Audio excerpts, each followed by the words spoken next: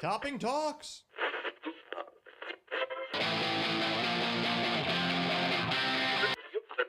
105 hours a week, can't be beat.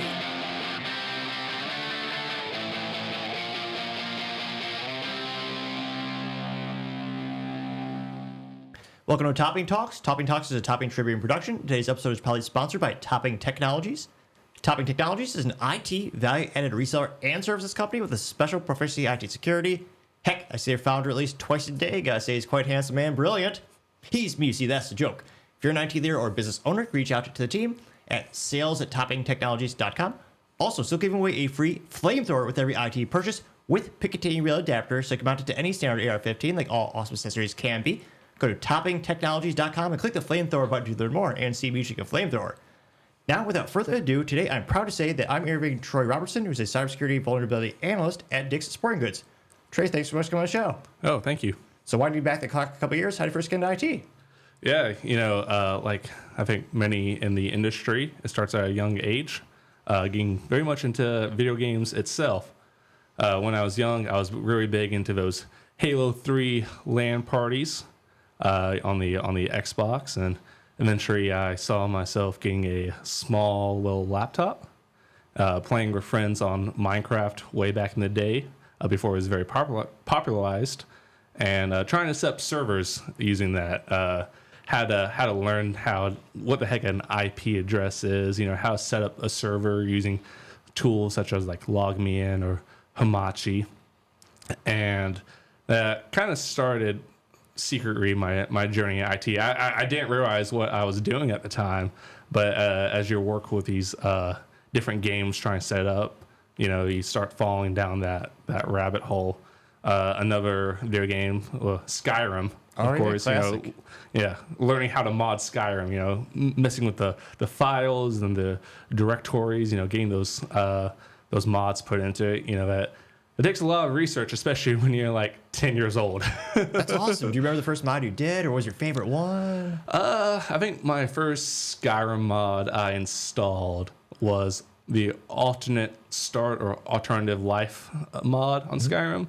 Basically, it kind of changes how the beginning of the game starts. Instead of going through that long cutscene with the dragon coming down and whatnot, you kind of just choose a life for your character that before the game even starts, and you get an alternative start. And then later on, you download about 80 different mods, you fall down a rabbit hole, and then you start the game again, and all of a sudden it doesn't work again. But yeah, so that's what kind of really started down my journey in IT. But at a young age at the time, you don't realize that people mess with technology for a job. You feel like you have to be like a Bill Gates kind of to go work with computers.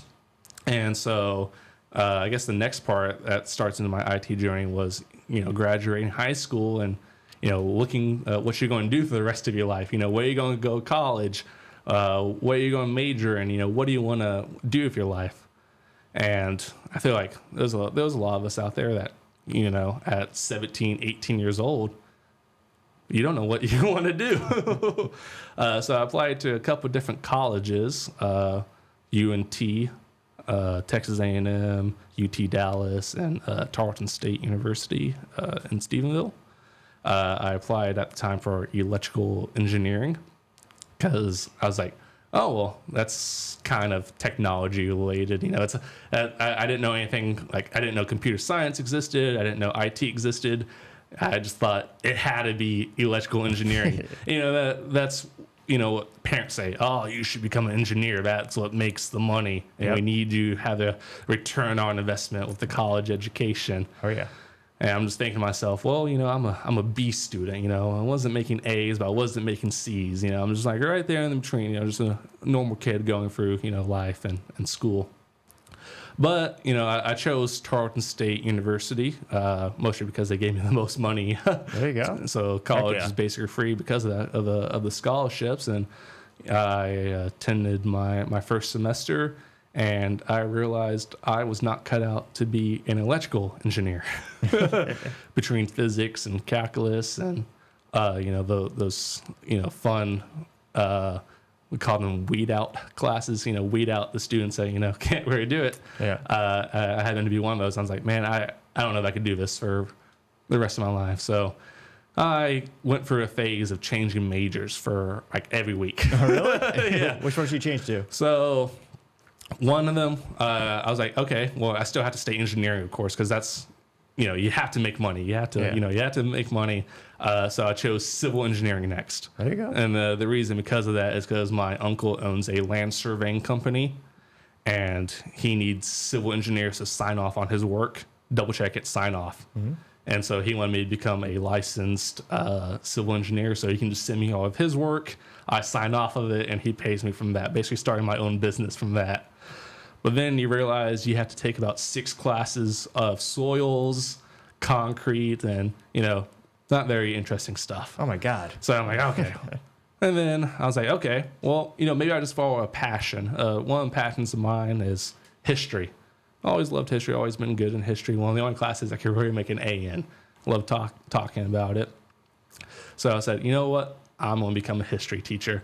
And my mom started crying because she works as a human resources person for Fort Worth ISD. And she goes, oh my goodness, you're going to be broke and you will not be able to afford to live. What are you doing?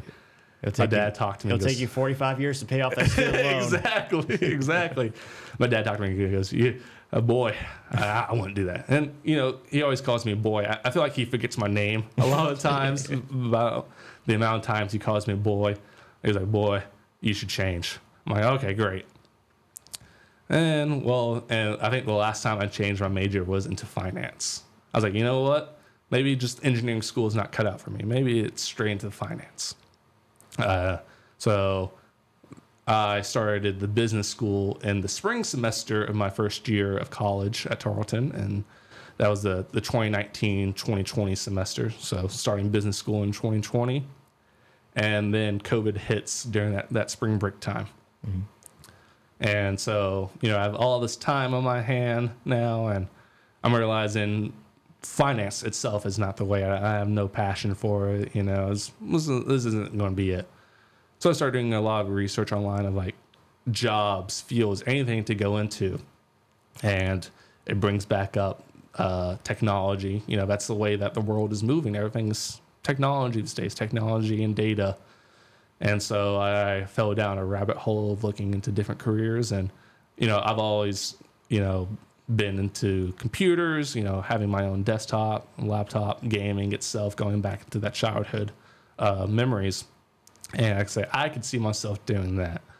But I can't do electrical engineering again, So I found, computer science. That's the first time I kind of saw a major that fell into that. I'm like, I'll do computer science. So I changed my major back to computer science. And then I said, well, if I want to work with computers when I graduate, I'm going to need to find a job that works with computers. And so at the school, we have a intranet job posting site that hires student workers for various jobs, usually like admin assistant roles, Chick-fil-A working stuff, Starbucks working. And one of the jobs posting was for student IT help desk workers. And I said, perfect. I applied to that job. I went through a whole interview session with that, and eventually I got the job. And now that I think about it too, that summer I was also working construction. Oh my gosh! With my granddad's company, and I realized I can also not work construction. We were working out in Cleveland at the time, and I said, you know what? Maybe the blue collar life is for me. That's the manly thing to do. Things with my hands, build things. I don't need college. Yeah. And I worked that summer in the heat, and I said, nope, back to college it is. What kind of construction was it? We were building commercial businesses, mm-hmm. And so in Cleveland there is a old kind of shopping mall area, and my stepdad's dad's company, so basically my granddad, was tasked with demolishing this old business and building a harbor freight there. No way. And so we were basically tasked with demolishing what's ever inside that store and rebuilding up the Harbor Freight. Was there any like movie moments like, oh my gosh, I found buried treasure? Or any cool knickknacks? Well, you get a sledgehammer and it tells you to go break the wall down. You think that's the coolest thing ever. Yeah. And then you break the wall down and you don't find anything but, dust and, dead rats and all that stuff. They're not a fun job. And, it's a small team too. So you're working all day, early morning to late night, getting there, like at 6 a.m. and not leaving until about, 6 o'clock at night.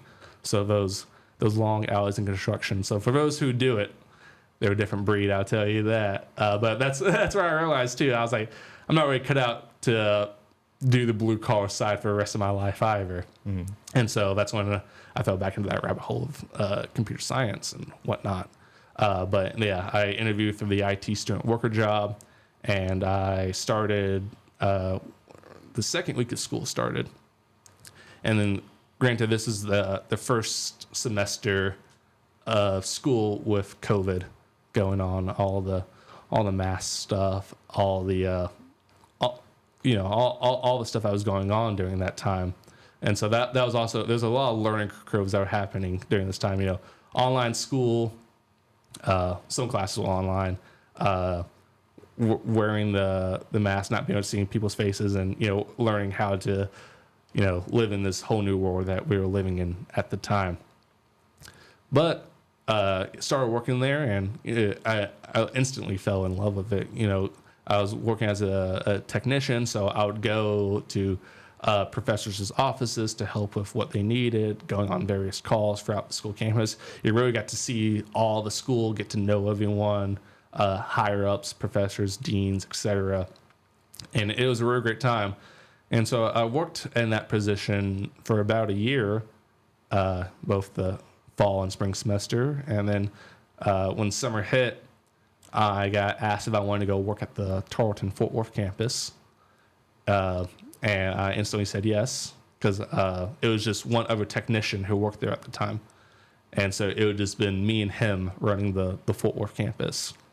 And I saw it as a great learning opportunity. And so I instantly took it. And during that summer break area, I was working at the Fort Worth campus. I got a lot of challenges, a lot of trials, and a lot of learning during that time.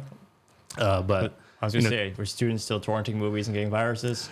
It wasn't much as the students. It was more with the professors. You had to look out for, what they were downloading, try and get away with and whatnot. They don't like to follow their rules. Oh, of course. Especially the engineering professors or the IT professors. They can try to get away with a lot more. Yeah. Thinking they're above all. they're the powerhouse in. Any particular funny, obviously you don't need to tell names, but any funny story that kind of stands out or instance? You always get those calls of my mouse isn't working. It'll be someone like the dean of the engineering school. My mouse isn't working. What? And you go in and it's like, sir, it was turned off. Or, it's those random calls, stuff that to us it seems easy, but some people just don't, think like that, or it's just an easy fix that they don't want to touch the stuff. They don't want to ruin it. They want to be held accountable. And so when I was doing the Fort Worth campus stuff, I actually did change my major one last time from computer science to computer information systems, because I was enjoying the more hands-on approach rather than the theoretical approach that computer science does. Computer science focus more on the coding and theory base, whereas information systems and IT focus more hands-on the computers, hands-on of the servers, and that's why I started enjoying more. So I finished up with the Fort Worth campus. I went back to the Stephenville campus, and I got asked if I wanted to be what's known as the staff tier assistant specialist. And basically what that role provided was you would sit on the more critical tickets that came in. So if the president of the school or any of the chief people of the school, or especially deans, whatnot needed help or assistance with anything, they sent you first instead of like a student who may not know what they're doing or still learning. And also your job was to kind of be like the manager of the students, the other student workers. So like, when tickets came in, you kind of sign them out to everyone, make sure everyone's kind of doing their dues and doing work and kind of teaching them along the way. And that was a great experience. But I only worked in that role for 3 months because I got asked if I also wanted to go join the SOC there at the school. And so I instantly said yes to that. And just for the parents at home who are listening, what's a sock? Because they probably think they put it on your foot. Yeah, no, totally. So not with a K, SOC, Security Operations Center. Previously, there was only one student. They only take one student at a time, but they throw you into it. Working with Sentinel, helping with patching, running the Vol management, maybe a little bit of CTI, cyber threat intelligence, depending on what it is. But we're really building this from the ground up. So they took one of the help desk technicians, one of the full-time employees. They moved him in as a SOC analyst. And then they needed a new student worker because the other one was graduating. And the previous student worker, he asked, "Hey, man, I seen you LinkedIn. I see what you posted." Because I was always posting, about IT and security and whatnot. And that's how LinkedIn got me my first cybersecurity job. So it does work. It does work out there. I know a lot of people say, it doesn't, but it can, just keep pushing through. But yeah, he saw my profile. He liked it. He referred me to the job. And so after 3 months of being like the student manager of the help desk, I moved on to the Security Operations Center, which is an awesome, unique opportunity. Yeah, it's great because a lot of security jobs nowadays they want you to have a crowd experience, even though it's I say entry level, and that's one of the things is cybersecurity is not really entry level per se. Yeah, they want you to have some technology background of some sort. It can be in different fields, of course, but that's one of the things is that people say that cybersecurity is not really an entry level job. Most of them might have like almost like a couple years of like help desk or building up. Yeah, to you it. might go from help desk to like systems enginering, network and then support. cybersecurity, or you might start off as like a software engineer and then move on into that. So it's a whole lot of paths to get into cybersecurity. I see a lot of people's stories of how they got in cyber, and it's like one journey is usually never the same. It's true. Everyone has their own story of getting into it, and it's one of the great things about the field is because there's so many different backgrounds of people that have different mindsets, different levels of thinking. So when you combine all that together, you get a whole new system of critical thinking and working together. Oh, absolutely. What was it like that? I can't imagine like drinking from the water hose. What was that first day like working on the SOC team? It was a lot because now it was what's standing between the safety of the school. I had to get certified, a special certification. It's called CGIS, certified. I think it's like basically it's a certification by the FBI that allows you to work with criminal justice information systems certified. Oh yeah, I know that one. So basically that allows you to work inside of criminal justice assets, police station assets, military assets, and so forth. Because we were a public university, we're working with government technology, and with the police station as well. And so I had to go through this whole process before I could even start of background checks, fingerprint scanning, everything just to get the CGIS certified.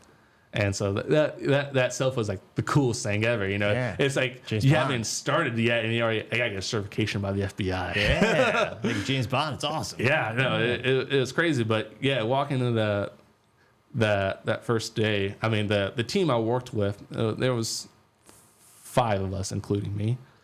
There was the CISO, of course, the lead security analyst, the new security analyst guy who switched from the help desk, and then a policy analyst, and she kind of handled all the policy stuff because no one really wanted to touch policy stuff. You know? So that was her favorite thing to do. She loved that, all that. And so that was her main focus. And it was the job of me and the two analysts to really build up the SOC program. And, after the first couple months, we really built it from the ground up, working with all these new tools, we're building it, and we got to hire on more student workers after that. And it was my job to train them as well. So I'm learning as well, but now I also have to teach these new student workers too, everything that I've kind of learned so far.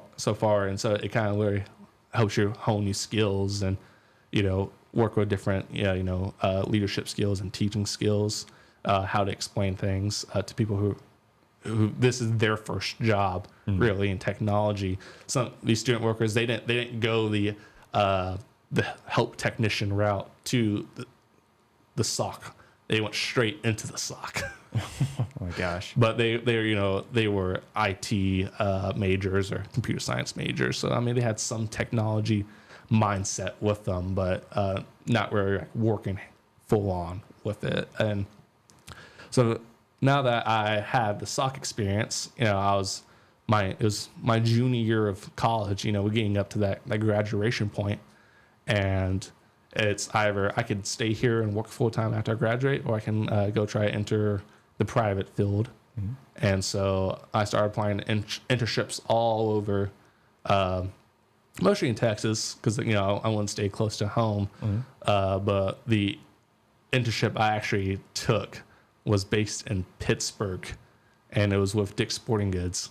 And what made you choose that? Just you like athletics in general, or you like retail, or there's a couple of different things I can say with that. I could say yes. I grew up playing sports, baseball, basketball, judo, and karate were like my four things that I did growing up. I wasn't big into football or anything.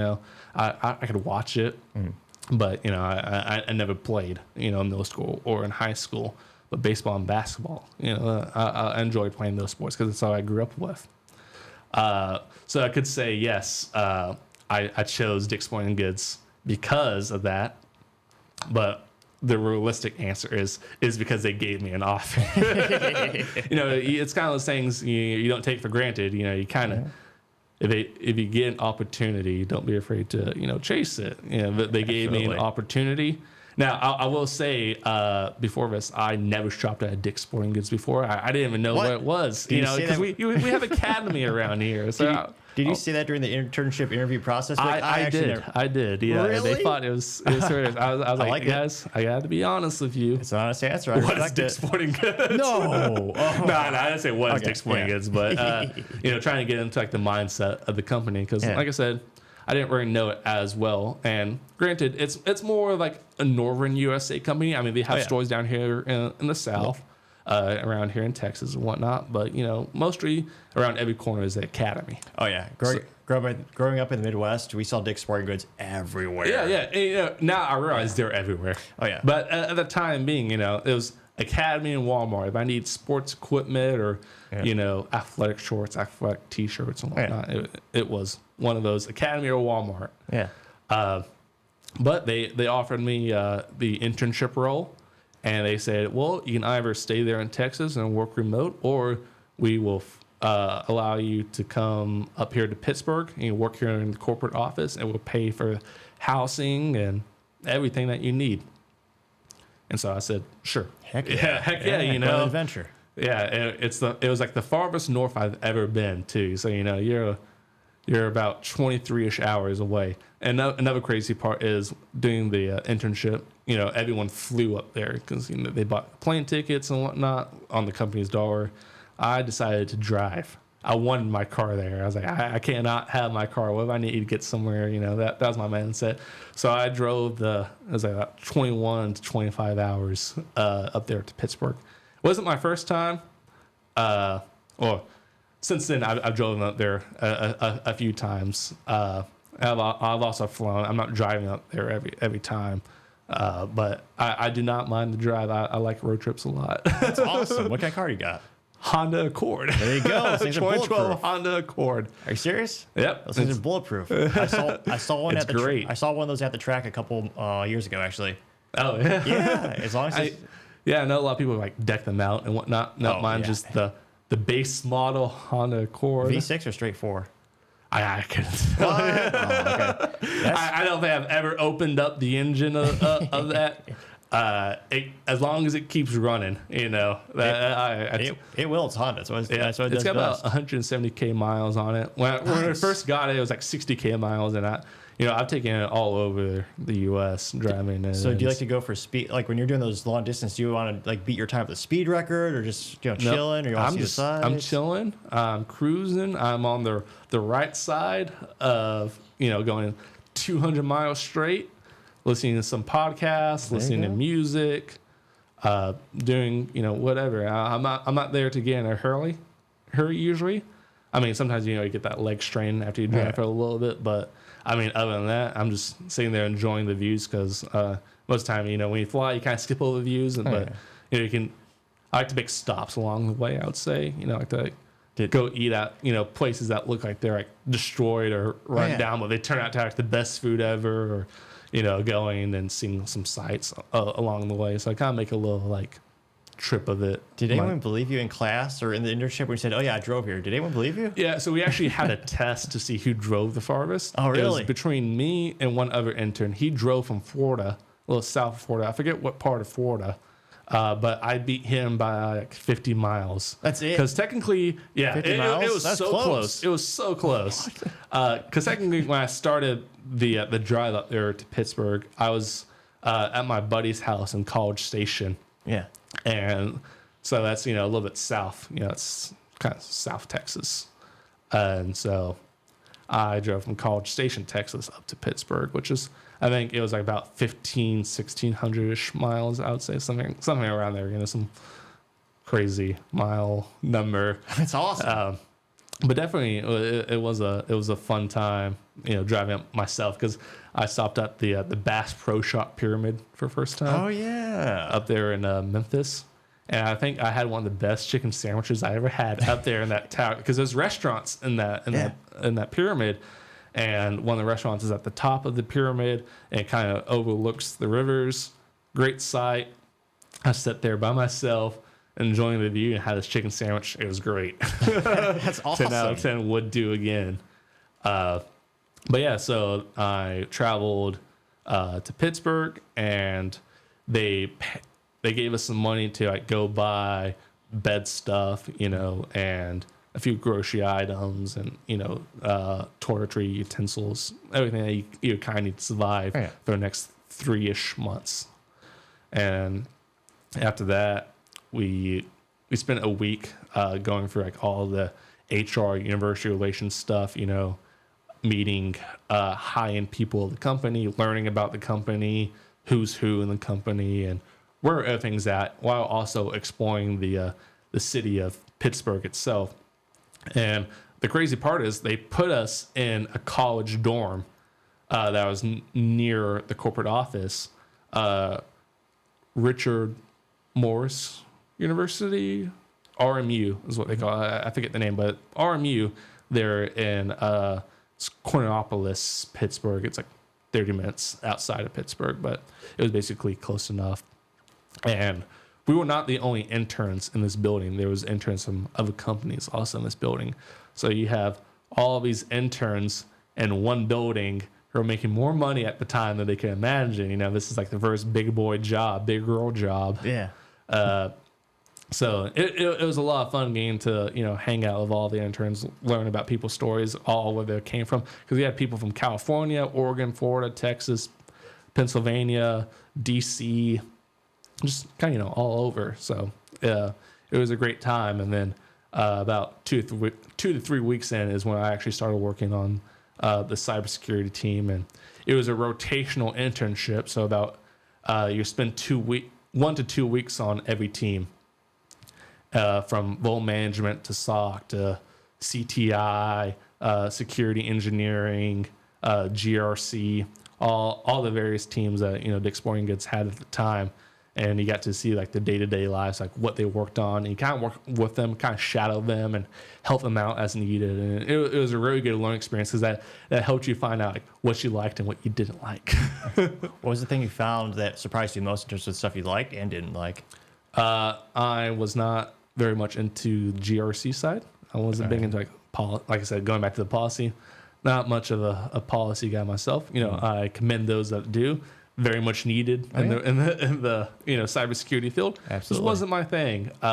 Business continuity, disaster recovery, all that was not my thing. And what I really the field that I found out that I really enjoyed actually was the cyber threat intelligence, because the threat analyst at the time, he's really, really good.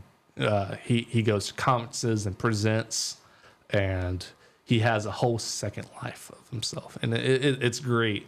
He's a great mentor if you're already into that, and he's very passionate. He has a second business where he helps various people like find lost people. That's pretty cool. And, That's awesome. He's just he's really great and is very passionate. So that kind of helped me fall down into that as well. But I didn't have too much experience with the threat intelligence too. So that was also another good thing, is because I got to see it from it's for the first time really. And another big thing I liked was the SOC itself, but they were using CrowdStrike as their as the platform, their SIEM platform. Oh, yeah. And so that was also a big learning curve. I spent about 2 days trying to figure out CrowdStrike, and because before that it was only like Sentinel and one other small SIEM that we had at Tarleton State University. And CrowdStrike is a big platform. It's a whole different breed of animal. Exactly. So that was a major learning curve itself. But that was also a great time. And then I had big experience in vulnerability management, which is what I did my, internship project over it. So like during this internship, you had a project that you were supposed to work on. So usually like for the software engineering interns, there's about 10-ish of them.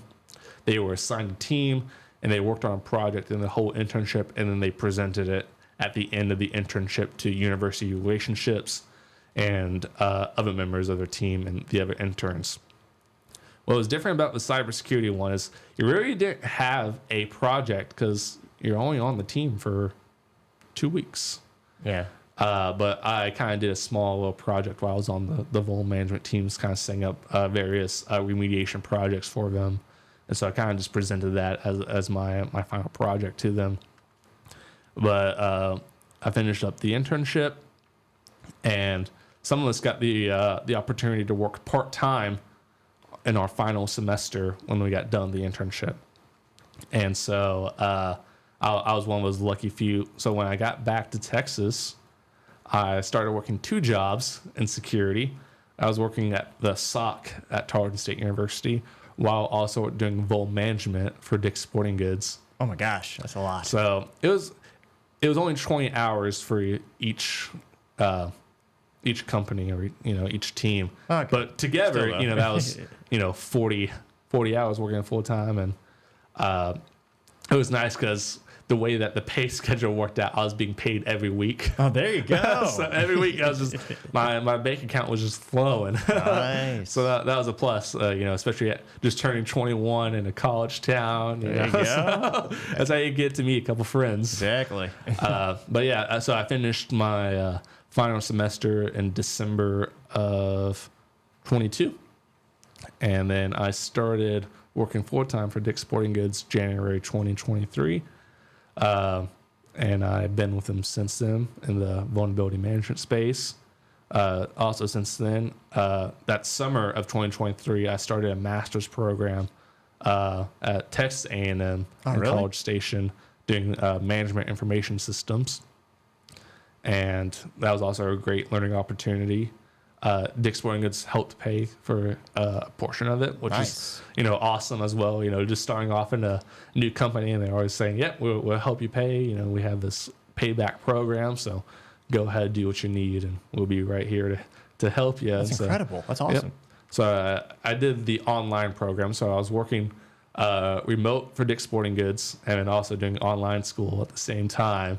And just last month is when I graduated from the master's program. Last month? Yep, back in congrats. August. That's awesome. Yep, thank you very much. Hence the ring, right? Yep, hence the ring. You know, you getting go. them. Also a great football team this semester so far, undefeated. Nice. That's there my you team. go. There's been a couple close calls, but so we're getting there. We're getting there. I see that every semester. I grew up watching Aggie football, and every year I'm like, this is the year. This is the year. But maybe this year we'll see. But yeah, I mean, since then I've been working for Dick's Sporting Goods, doing bowl management. It's been a great learning experience. I get to work with all different companies and teams, and get to travel to conferences and whatnot. I mean, I usually go to the Retail and Hospitality ISAC. It's hosted in once a year in different cities wherever they decide to be. And they're sending members to Falcon, CrowdStrike's big conference. Yeah. And then this year was the first time they sent someone to Black Hat. And so they mentioned next year they're going to send more people to Black Hat. And nice. So I'm going to try to join that. Heck yeah. That's a great experience. I don't know, Falcon, Yeah. So, that's just been the journey. And now we're trying to decide, what's next, looking at various certifications, different trainings, taking a real mental break for myself because I've been going nonstop for school for like the last 24 years. So, do you have a dream job in mind in terms of functionality or like a management position, or what makes you happy? No, I'm one of those. I just want to switch around every couple of years. Okay. I like to be a jack of all trades. So I'm hoping soon. As much as I love bowl management and the team, I want to go learn some new skill sets. Mm-hmm. And it's not about, just being bored of the job. It's just like I want to learn the skills of that person. And I think because eventually one day I would like to be a manager of some sort. But I feel like if I had, various skill sets, being able to present myself in a way and being able to talk at a high technological mind, I feel like that would be a great way. And so I'm just hoping kind of like switch for out. I'm hoping, get into like the SOC next, working in the SOC or CTI. That'd be really cool. The threat intel stuff is super cool.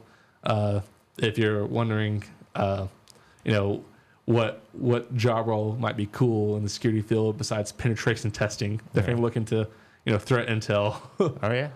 Especially me, because like I'm always like chronically online, scrolling and finding out everything I can about a specific subject. So I'm just like, that's the way my brain kind of works. But I'm not the only one that thinks threat intel is super cool. So everyone in the company is trying to move into the threat intel side. So it kind of becomes a very popular move. And I don't say competitive because we're still growing the threat intel program, but everyone wants to, there's a lot of people that want to move into it. So it just takes time, you just gotta be patient, Absolutely. Now, what do you like to do outside the office? Yeah. There's a lot of things I like to do outside the office. Big thing is I'm really it may not look like it, but I'm really big into powerlifting. Dude, that's pretty cool. I do the gym I go to, garage style gym, everyone there is huge for some reason. I could tell you why, but they're a little secret. Yeah. But they're big guys, so it makes you want to push more, do more weight at some points.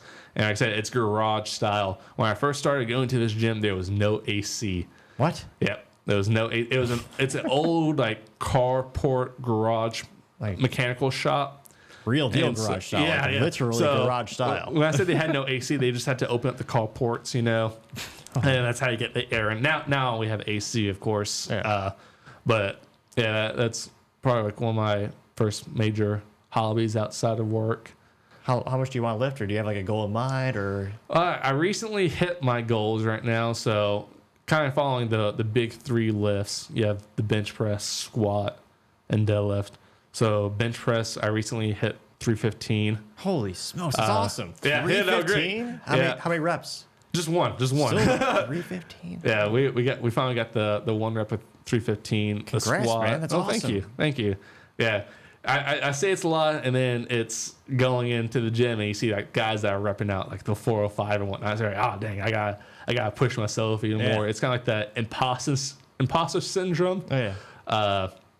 And that's also present in cybersecurity and IT field is the imposter syndrome. But for squat 405, and then for deadlift 425, and so That's awesome. yeah. My big goals was to hit a 315 bench and a 405 squat. So I've hit those, and it's like, all right, now what? Do you try to do like 10% more? Do you have new numbers in mind yet, or still thinking? Oh yeah, I mean, basically you go, and everyone's training regimen is different, but the way that I kind of done it is basically percentage of that one rep max. So then you go down to like 75% of your one rep max, and you hit that weight for a certain amount of reps, and then you go from like 15 reps to 12 reps, 8 reps, 5 reps, 3 reps, back to that 1 rep, and see if you can get more, and then now you have a new 1 rep max, and you go back to the start, and then it's just it's a whole nother cycle of it again, off and on. But yeah, that's probably like my big hobby outside, mostly because of my girlfriend. She's a yoga instructor, or training to be a yoga instructor. So also now I gotta keep fit too. So I have to have my own thing. She's got yoga, and then I got like the strength powerlifting side of things. The yin and yang, I like it. How did you meet? How long have you been dating, man? Did I say that again? How long have you been dating? How did you guys meet? Yeah, we met. It was probably back March, April. We've been dating for about 4 or 5 months Nice, now. man. And we met at a bar In the real world. in the real on world, apps. not using those dating apps. That's rare. Yeah. So I met her playing a game of pool. Me and one of my buddies, we were here in Fort Worth at one of the bars there on 7th Street, playing a few games of pool.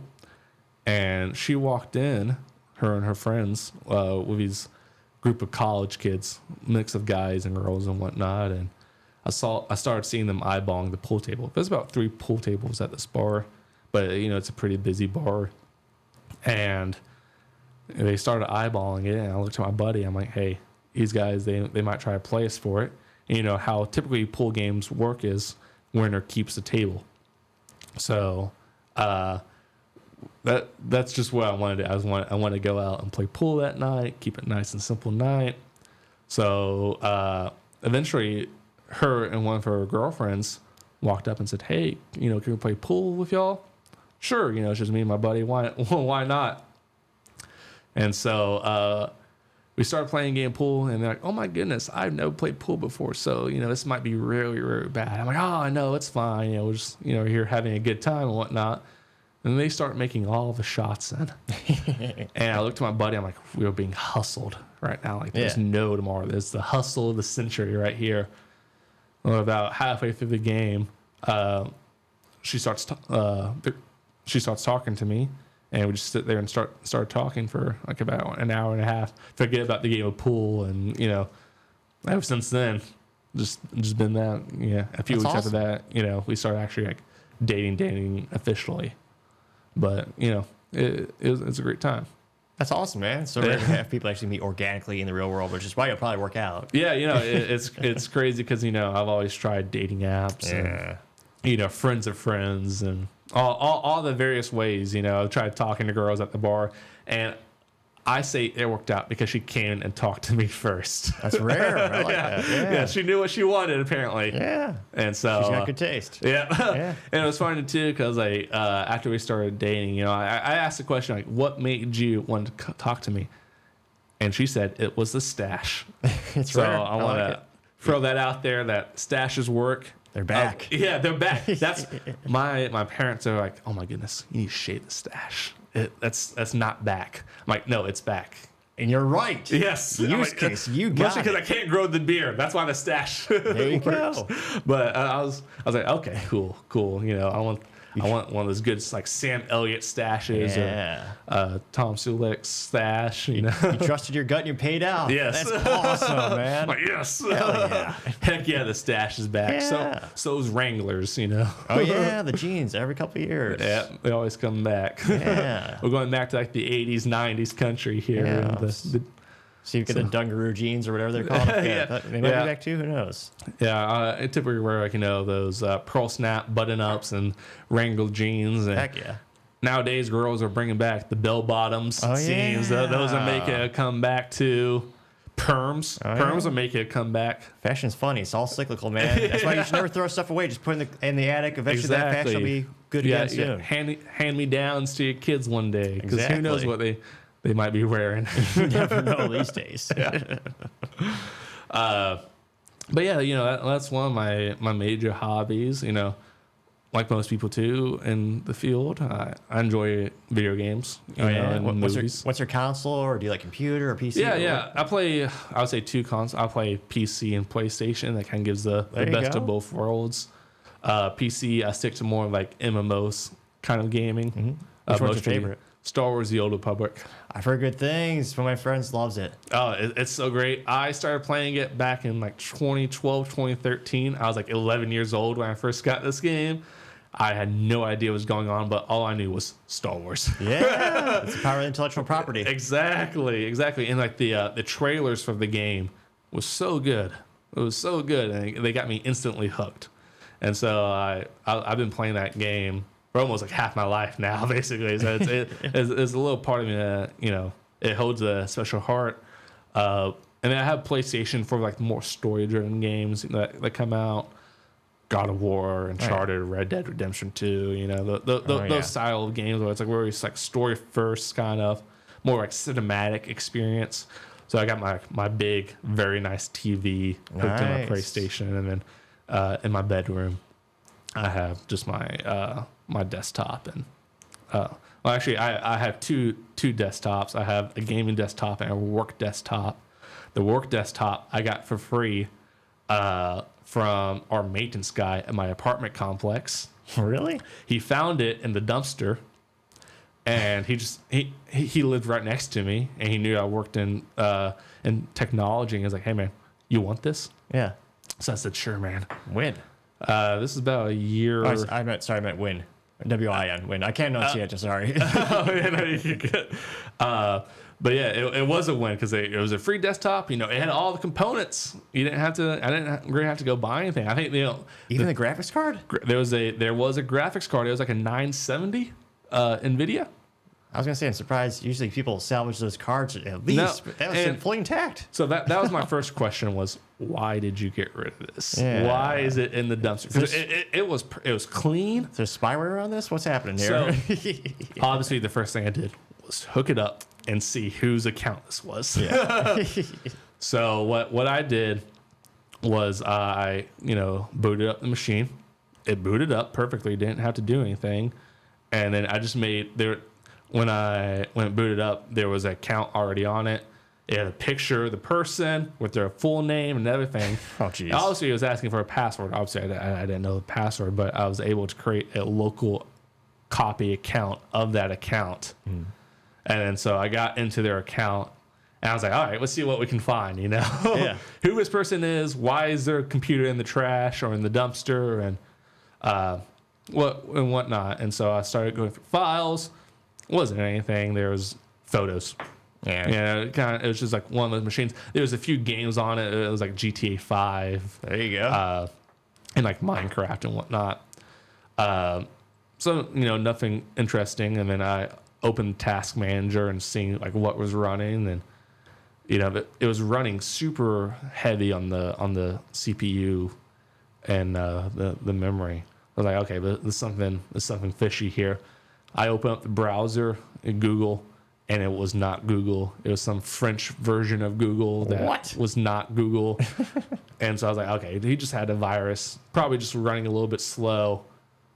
Maybe threw it away to upgrade, or noticed he had a virus, and I was like, oh no, computer bad, and threw it away. So I honestly just wiped it, and then I noticed they were using a HDD drive, so I just went and bought a SSD and switched that out. And then now I kind of just use it for like all my virtual machines for learning and Pretty cool. everything of that sort. So it's kind of like my working, studying desktop. Yeah, but it's not like for work. Yeah. Not for enterprise I was like, work. hold up here. No. Okay. It's more just like, running labs Oh, yeah. and virtual machines and messing around with things and whatnot, trying to figure stuff out that I don't want to run on my gaming desktop or, kind of two separate. Oh, yeah, that makes sense. Yeah. And let's see. Yeah, that's about the gaming side. And like I said, big movie guy. I'm not afraid to go to the movies by myself. Some you people are like, I can't imagine that. And at first I'm like, yeah, I couldn't either. And then I started going by myself because no one else wanted to go see a certain movie that came out. And honestly, it's pretty good sometimes. Yeah. Peaceful. Yeah, nice and peaceful. Well, nice day to yourself, kind of. Yeah. So, I do enjoy going to movies. Seeing movies or just watching movies at home, TV shows. I used to do that when I worked at Cinemark growing up. It's like, oh, you get free tickets. It's like, I'll see that. It's like after a shift, I'll just go alone and see what that film's about. Yeah, and I don't have it, but AMC kind of has that. You pay like the $20 to $30 a month, and you get 3 movies a week for free or something like that. Yeah, I got a couple promos like that. Yeah. So for people who go religiously to the movie theaters, Makes it's sense. a great thing. I keep telling myself every year because I spend, I'm going to movies, at least once a month, maybe twice, depending, what movies are coming out. So I always keep telling myself I should just sign up for it because with the price of movie tickets and whatnot, it kind of just pays for itself at the moment. Oh yeah, absolutely for you. Yeah. Yeah.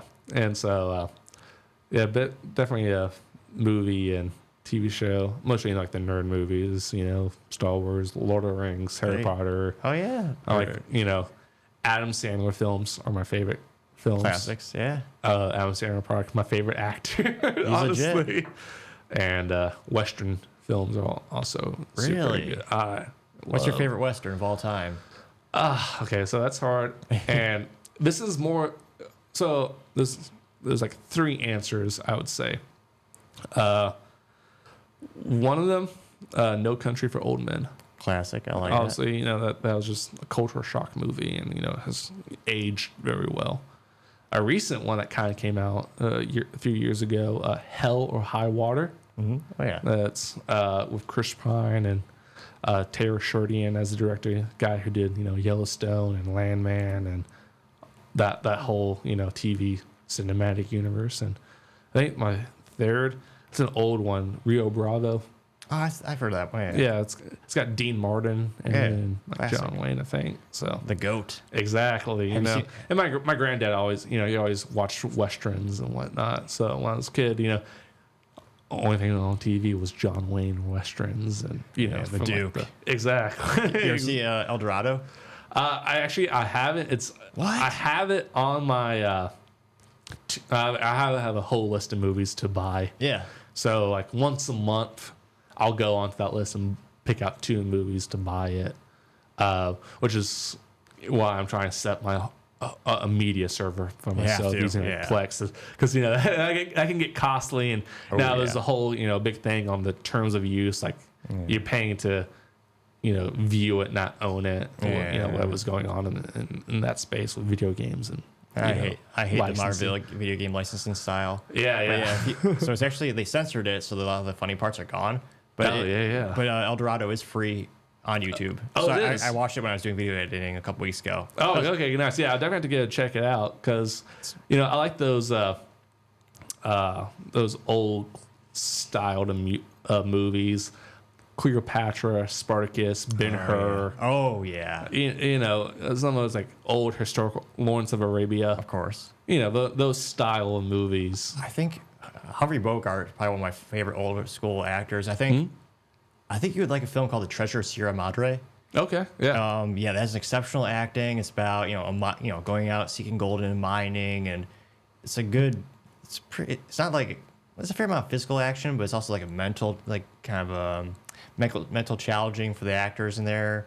So it's got a really good story that's been written, and kind of it's not constant like gunfights. Oh yeah. So the writing is exceptionally well of keeping you interested in the film.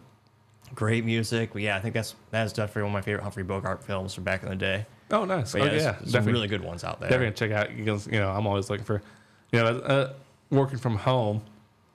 I don't tend to get distracted a lot, but I need like background noise. Exactly. So I sit in my chair in the living room of my apartment, and I'll usually throw on some sort of movie or TV show, and so I'm always looking for the new things to kind of watch.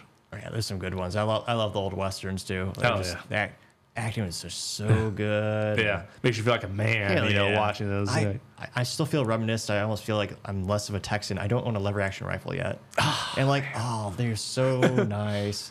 And part of me, once I have stupid amounts of disposable income, exactly. Part of me really wants a vintage Winchester repeater, a vintage lever action. Like they have it, not like it's a sponsored video, but they have it at Dick's Sporting Goods at some like the showrooms. Like they have the real vintage ones from like 100 years ago, and the actions are so smooth, and everything about the firearm is just perfectly exceptional. Yeah, I would say if I had to own a gun myself, I've always wanted the revolver from The Walking Dead that Rick Grimes uses. I grew up watching The Walking Dead. Rick Grimes was my favorite character, and it was just something about that pistol that he had. I was like, I mean, you have to have seen this, surely. The good, the bad, and the ugly. With Yeah. I love the scene where he customizes the revolver. They kind of replicate that scene as an homage to it in John Wick. Yep. I love that scene, and man, the engraving on some of those revolvers is so beautiful. That's a pure luxury item, but like, they're so expensive. You know. They are. I mean, but they look so great. And there's something about an old school single action revolver. Yeah, you got to eject the shell. Yeah, you got to eject the shells with the rod. Yeah. Like, imagine you had to be quick back in the day. Like a couple of my friends get into a competitive, like they do cowboy shooting reenactments. Yeah. They have the time trials. Yep. Like people used to think the Hollywood is like it's all fake with a quick draw. Well, there are people that can shoot good groups in sub-second. It's fast and blink of eye. Yeah, it's and they do it right from the hip. Yeah, that too. And it's like I can't even see straight. I gotta wear glasses. I can't imagine. They cannot put me out there. Oh no! But like when I was a kid, that's half the fun of like the old movies. Like what kind of guns were they using? And yeah, John Wayne with the big old lever action rifle, nice revolver using the same cartridge. You just put them, load guns with the same caliber. There's something cool about that. You kind of see that a little bit modern day with pistol caliber carbines and Glocks and stuff like that. In that case, not just same caliber, but same magazine. You can stick them in either one. But something about those old cowboy films is just so cool with that stuff.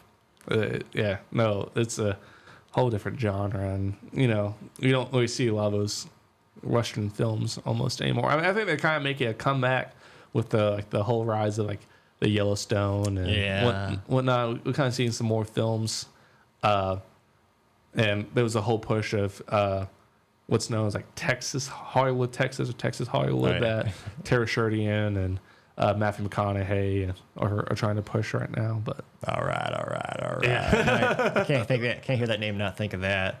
But there's a couple months ago they really tried to have a big push to have Hollywood move to Texas, which I mean for tax reasons and whatnot. That's a fascinating thing about Hollywood, just seeing the filmography change throughout the years. I mean, so many of the best things are now not filmed in Hollywood because it's too expensive. I think Breaking Bad was almost all in New Mexico. Yeah. Like I know Georgia and all these states have tax incentives to do filmography there, and as well as is it Calgary, Canada? There's a couple, or Ontario. They're like capitals for filmography because like a lot of the industry moved there because they're so incentivized. It's like I remember the TV film by the name of Suits, the Lair one. That was filmed all in Canada, apparently. Oh, okay. But yeah, there's a lot of those interesting things. Like back in the day, everything was shot in Hollywood, like everything. And like, back when they actually used celluloid, and actually you had like a real film. Now you only have like I think Christopher Nolan being the only major director who sometimes uses the physical film because everything's gone digital. Which I think for the new Star Wars they did as well. Which I can't recall. I want to say they did. But I don't know. It's also the new Star Wars. That's the whole thing. It's like I don't watch those. No, not many people did. But But yes, it's cool to see that. It's interesting to see that industry change. I don't think it could. Maybe it could come to Texas, but I mean, it would be interesting. It'd definitely be a cultural shock, I think, for a lot of people. I don't think they would want to move Hollywood to Texas just because of the cult. I mean, you already got like a very big following in Hollywood itself. You know, all those iconic locations, and it's the industry heart. Even now, like you could argue it's just for distribution because so much filming has moved, but it's still what it's known for. Kind of like Silicon Valley. It's like even the most tech companies have left and moved operations. They're still kind of their birthplace, and they have the legacy ones are still there. Right. But like, filmography is always fascinating. You know, the tech behind it. It's like, that's the nice thing about tech nowadays. Anyone can get into making small films. It's like you have the technology in your hand. Like a smartphone today is better than like the $100,000 cameras they used a couple of years, years ago. It's like, it is really cool. The barrier to entry has just been dropped to nearly nothing. Yeah. It is. I find this stuff fascinating and fun. Yeah. So a few things of that is like growing up, not growing up, but in high school I did theater. So I'm really big in like theater and like musicals. That's like a deep secret of mine that I don't really tell a lot of people, but I enjoy musicals and theater. But I actually have been in a short film before. And this happened just like last year. A buddy of mine, one of his buddies, is in film school, and he needed some like extras and some background people for a short film that he was shooting for some film festival that he was doing, and so I got asked if I wanted to be in that, and so I'm an uncredited person in a short film somewhere out there on the internet. That's awesome. Yeah. Heck yeah. So there's another secret about me about that. That's pretty cool. Do you like being in front of the camera, or what do you like about theater? Or just kind of watching it, or a little bit of everything? Well, like growing up, me and my friends, we were playing like with Nerf guns and swords and all that fun stuff, and pretend we're in like Star Wars or in Lord of the Rings or stuff like that. And so like that was kind of like the, you don't realize it, but it's kind of like theater itself, is you playing with your buddies, y'all fighting each other and like acting and etc. And when I was actually in middle school, I joined a band, but in my second year of high school is when I quit band. And so I was looking for something new to do. And one of my friends, she was in theater. She goes, "Oh, you should come join theater with me." I was like, "Okay, I got nothing else going on." And the first play that kind of did was Romeo and Juliet. And so I did Prince Paris. And I really enjoyed it. And then we did a few more plays and some musicals. And then, nowadays I don't do like the acting or anything like that. But in Cleburne, there is a local theater called Plaza, and they do shows throughout the years, both theater and musical. Super great stuff going on there, and the tickets are only like $20 to $30 each, and so it's not bad. Yeah, it beats like going to like Bass Hall or the fairgrounds here in Dallas. You pay hundreds to go see some of those productions. And great thing about Cleveland, it's local and not expensive at all, and like the production's actually super good. That's awesome, man. And I do enjoy going to that. Right now they're doing a Clue, the show version of Clue, and so every show is different because they changed the person who did it, how they did it. So it's super interactive too. So like not every show is the same when going to see that. So if you're in the Fort Worth area or in the Dallas and looking for something to do, go check that out. I mean, it's also kind of based off the old movie Clue, if you ever saw that. And I think, correct me if I'm wrong, when that movie came out, there was different endings to that film that were released into the theaters, and then when it came out on disc or whatnot, they had the other endings in the extras mode. But there was all these different endings, so I think it was kind of cool that they did it. Every show is kind of different of who did it, how they did it, where they did it, sort of, still a mystery. So that's awesome. Yeah, no, definitely a good time. And the shows aren't 2 hours maybe, so it's a great time. And then also you're hoping like the local community and whatnot. So I love that. Then I have to ask, what about the tattoo? It looks really cool. Oh, yeah. So I don't know if the camera can see right here, but I got Harry Potter tattoo. It's kind of combined. So this bottom part, we have the Death Mark, and then the top part is the Deathly Hollows. And You didn't tell me you're a skull eater. you know, that's awesome. one thing that's brought like, did you side with Voldemort? I was like, of course not. It's just cool. Yeah, sure. But I will say, like, my favorite character in Harry Potter is Sirius Black. Really? He is my favorite. It's him, Lupin, and Snape are my top three. I'm big into like the whole Marauders side of Harry Potter. So the parents of Harry Potter and like their story and the first war that happened in that universe for them. And so I just really wanted a forearm tattoo, and it kind of popped up, and I actually kind of liked it. So I sent it to my buddy, and he said, "Yeah, let me make some designs to it," and created this. And then I also have one on my shoulder here. Oh, dude, that's awesome. It's like Atlas holding the globe, kind of different take on. Obviously, Atlas doesn't really have wings, but we decided to do like a creative change to it, so we added the wings to that. And That's so cool. this is my first tattoo I got. What inspired that one? I just wanted a tattoo.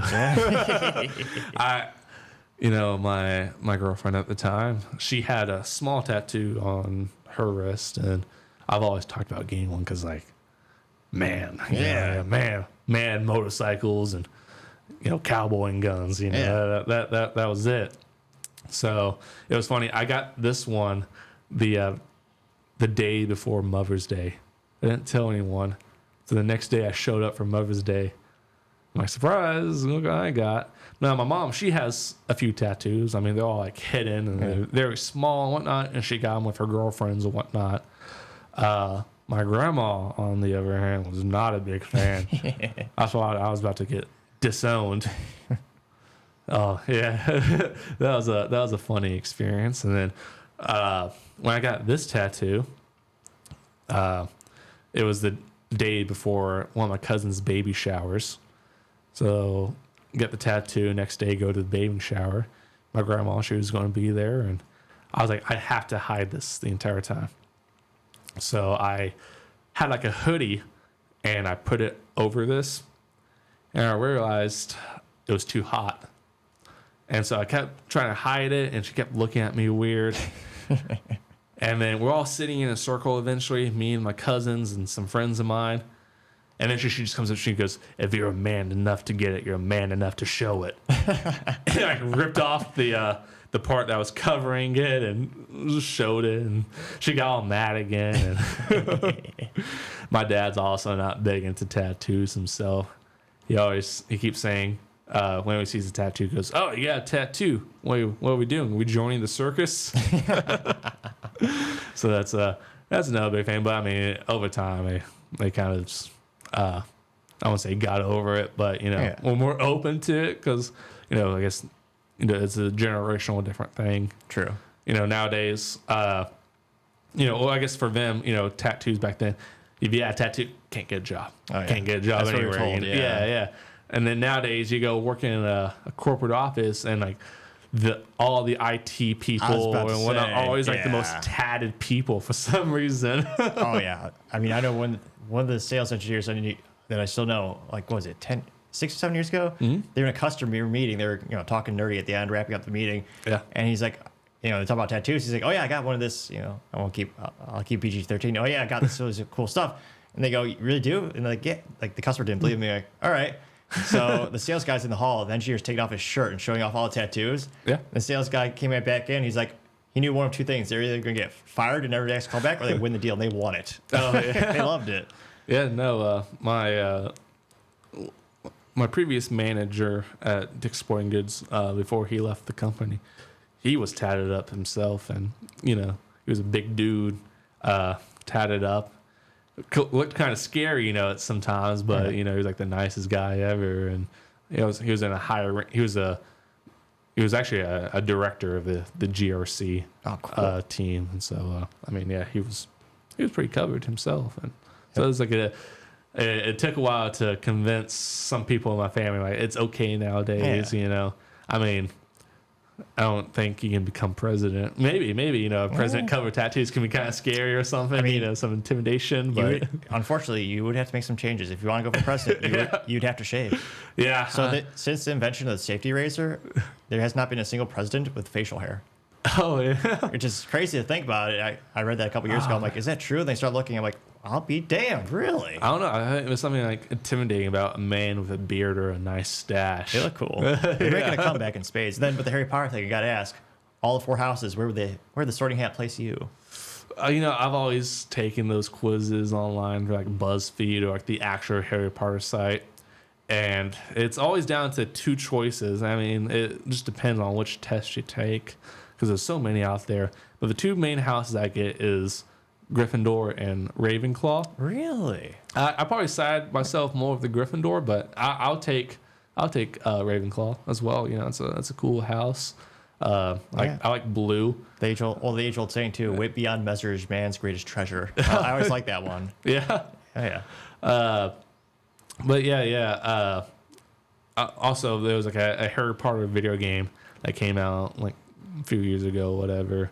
Hogwarts Legacy, and so I played Gryffindor. Nice. On that, but when I'm taking those quizzes, I'm like, as long as it doesn't say Hufflepuff. Yeah. I mean, that's one kind of those. I don't really. I mean, every house is known very distinctly for things. Yeah, they have all the benefits and the flaws and whatnot. Yeah. At least I say like, oh, with the Gryffindor house, that means I'll actually be in the movie. Right? Means I'd be a good character. Exactly. But yeah, I guess going back on hobbies and stuff, I also like concerts. Like go cheap concerts that only like $10 or $20. I know like a lot of people like to go to like those big concerts and they spend like hundreds of dollars in. I hate. I just either need the music free or like $20 to $50. I mean, concert tickets have obviously got expensive with all the fees and whatnot. Oh, it's criminal. And, there's a whole big thing in the FCC. It's gotten so bad. Was it Coachella? One of those concert venue thingamajigs. The price was so high. Yeah. They offered financing for it. So people are taking out loans of thousands of dollars to see a band, which I don't know. I'm too frugal to ever think of doing that. Like I paid a fair amount to see Aerosmith back in the day, like closer to the front row. Yeah. For me, it was a fair amount of money. It was once a lifetime thing. Got to see him pretty close.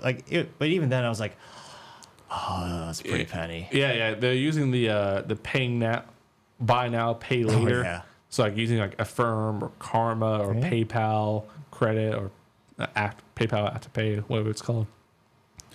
Granted, I've used it once before as well. Yeah. I've used Affirm to pay for. It was a 3-day music festival in Alabama called Rock the South. It was actually area this year during the summer.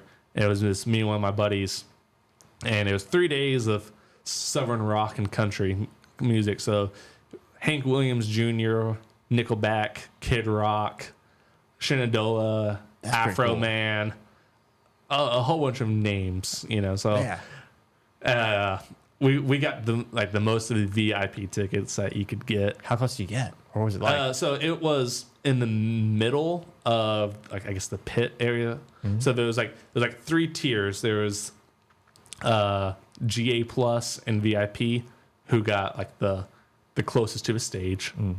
And then in the middle of that, there was like a risen stage called the front porch.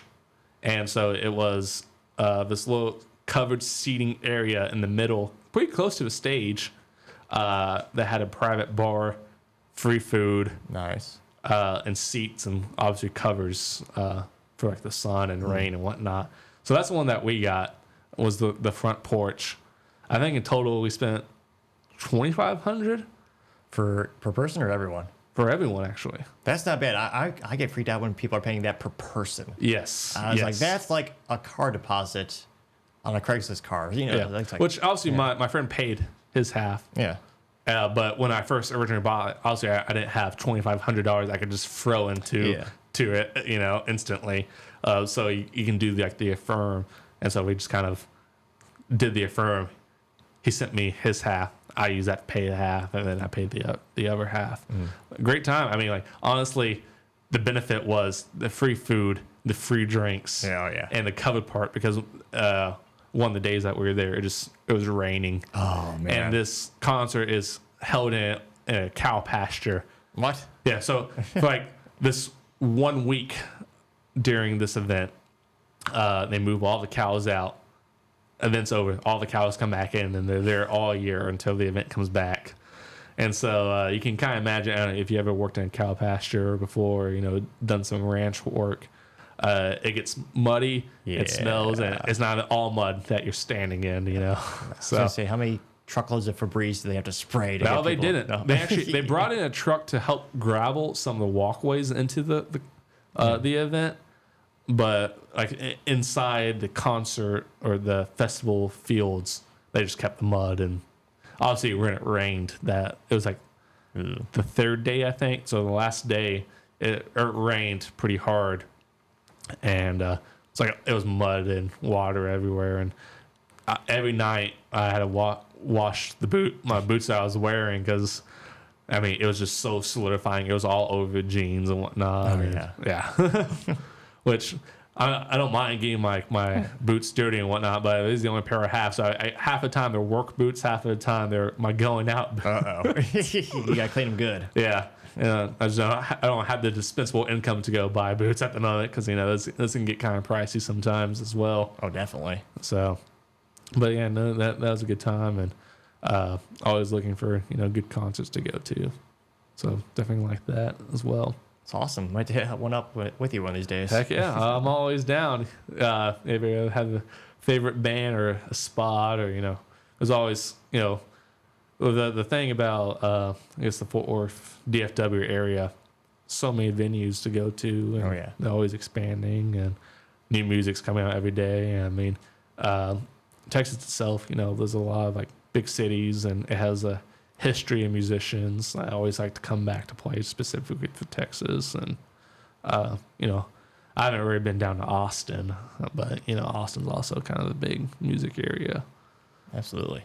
But yeah, so I think in terms of hobbies, that's pretty much about it. Hang out with the girlfriend, of course. I have a dog.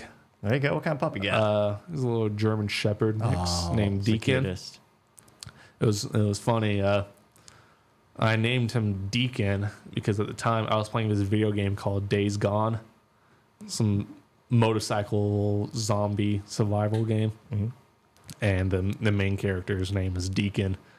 And so when I adopted him, I got him from a shelter. Nice. He didn't really have a name. He doesn't really go by any names when we try to get him, so you can call him whatever you want. So I said, Deacon. There we go. So him, and just we're hanging out with family. Family first kind of person. That's another great thing about working at Dick's Sporting Goods. It's a very family first company. Nice. They always say put your family first. A lot of like work-life balance with the company, and obviously I don't have experience really with other companies. It's my first corporate job, but people that come to the company and start working and say, "This is great. This is like the first time I ever actually get this," and that's one of the main benefits, the reasons like why they like to stay at the company is because it's such a family first work-life balance place to work. At the office itself, it has a whole daycare system. Oh, really? Nice. Yeah. They also have sports teams at the main office. Surprising. Pretty cool. So like we have a basketball court, soccer fields, nice, ping pong and tennis areas. There's hiking trails all over the office, and so I guess it makes sense, working for a sporting goods company, and then they have quotes all over the place from famous athletes. Like they have a Michael Jordan quote put up in like the tech center and all that. It's pretty cool. So yeah, it's a very good place to work, and very nice company, and constantly growing. I was gonna say, let's have you on again to hear more. Yeah, no, totally, anytime. Thank you much for having me. Trey, it was a thanks great so much time. on the show, man. Appreciate you, man. Thank y'all. Thank you, everyone, for taking the time to tune in. Don't forget to take time to like, subscribe, and comment. Also, don't forget to take time to tell your family, tell your friends, tell your coworkers, heck, tell your enemies, and anyone and everyone. Just stay safe. Y'all have a great day. Awesome. Thank you.